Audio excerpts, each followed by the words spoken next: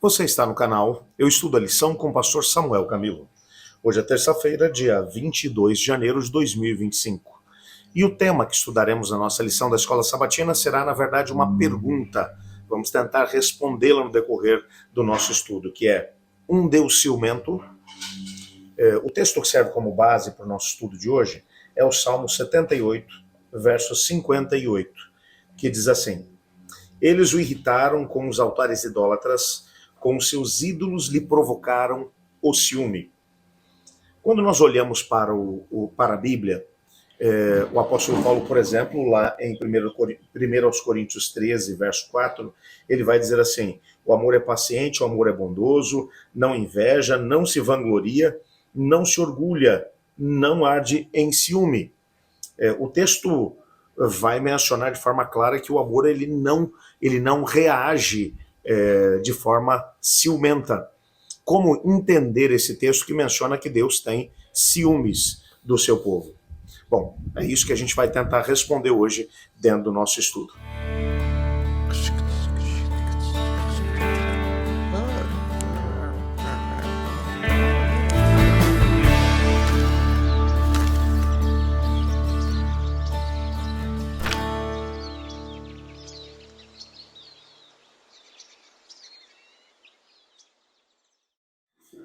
Quando olhamos para a Bíblia, existem alguns textos que vão aparecer e que, às vezes, no contexto da tradução, nós perdemos um pouco daquilo que é o sentido original do mesmo.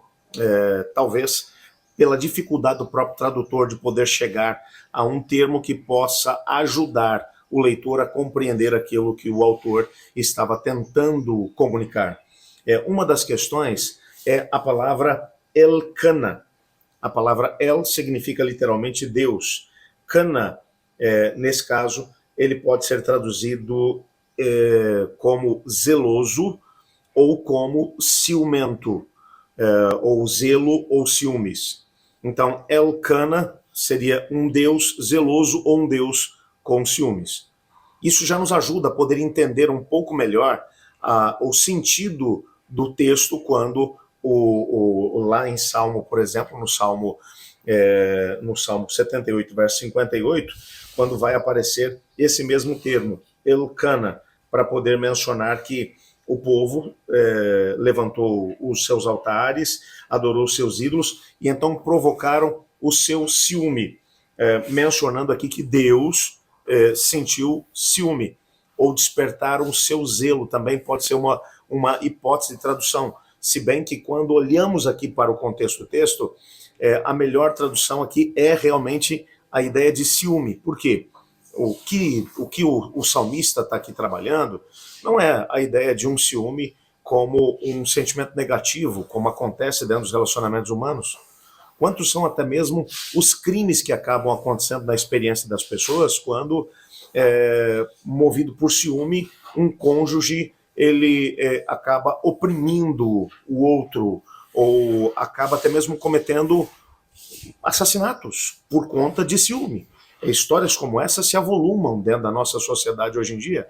Mesmo que leis tenham sido feitas para tentar inibir ou coibir pessoas que agem movidas pelo ciúme, até porque o ciúme ele acaba se tornando doentio mais cedo ou mais tarde. O ciúme não é visto no contexto da nossa sociedade como alguma coisa positiva. Então, como entender que Deus tem ciúme do seu povo? A ideia de ciúme, nesse caso, está ligada à ideia de zelo. O que é que o texto está tentando mencionar? O Senhor Deus ele trabalha com um amor que é incomensurável. Vamos tentar entender o que a gente já estudou até aqui? Nós vimos no contexto do Antigo Testamento que o Senhor Deus é apresentado como um pai amoroso que alimenta os seus filhos, que cuida deles, que os ensina a andar, que os protege, que providencia tudo aquilo que é importante para eles. Nós vimos que o amor de Deus é até maior do que o amor de uma mãe que ainda amamenta o seu filho. Porque ele vai perguntar, pode uma mãe que ainda amamenta o seu filho se esquecer dele? Todavia, se isso ainda assim fosse possível, eu nunca me esqueceria de você. Deus está dizendo que o amor que ele tem pelo seu povo é ainda maior do que o amor de uma mãe que amamenta o seu filho.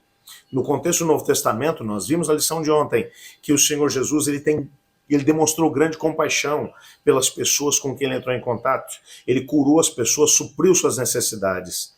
E o que está em íntima associação com aquilo que acontecia também no contexto do Antigo Testamento. Então, Deus, tanto no contexto do Antigo quanto do Novo Testamento, ele se apresentou como um Deus amoroso, um Deus bondoso, um Deus misericordioso, um Deus cheio de compaixão. Ok, tudo isso é verdade e acredito que até aqui você não tem a mínima dúvida sobre esses pontos. Maravilha. Mas nós vimos na lição da semana passada que o Senhor Deus, ele busca fazer com que nós nos agrademos dele. Essa é a ideia. O Senhor Deus busca que nesse relacionamento que ele tem tentado estabelecer com a humanidade, que o ser humano ele tenha tanto prazer no relacionamento com ele como ele tem no relacionamento conosco. Para que isso aconteça, tem que haver uma resposta. O texto está mencionando que o Senhor Deus ele trabalha de forma incessante para poder tentar resgatar o ser humano que em alguns momentos dentro do relacionamento com ele se afasta, quebra a relação, que acaba de alguma forma lançando mão da adoração de deuses falsos ou permitindo que outros elementos estranhos a essa questão do relacionamento de Deus com o homem ou do homem com Deus e que acabam roubando a nossa atenção em relação a Deus.